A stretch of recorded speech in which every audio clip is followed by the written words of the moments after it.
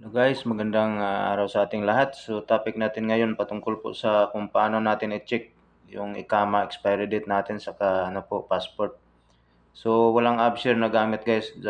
Punta lang tayo sa browser. Kailangan nating browser saka NAFAT lang. So sa browser search niyo yung GoSee. Yan. So search nyo lang yan, click nyo lang. So ito po yung page na lalabas after nyo maklik. Yan, GoSee. So log in sa National Single Sign-On po tayo. Click natin yan.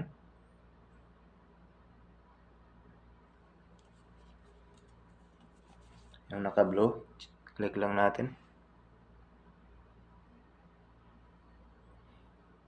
So dito, lagay lang natin yung ICAMA number natin.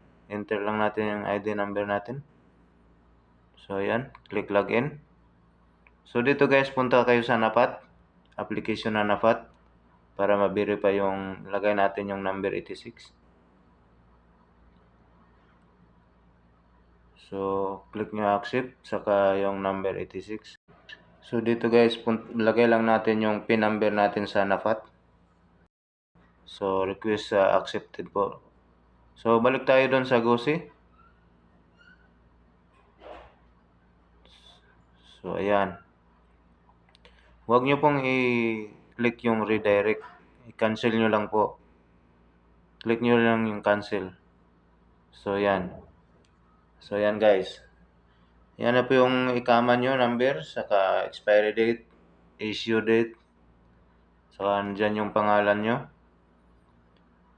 So ang bilis lang guys. So dito sa bandang baba makikita nyo rin yung passport number nyo, saka expiry date ng passport. Yan. Yan, passport.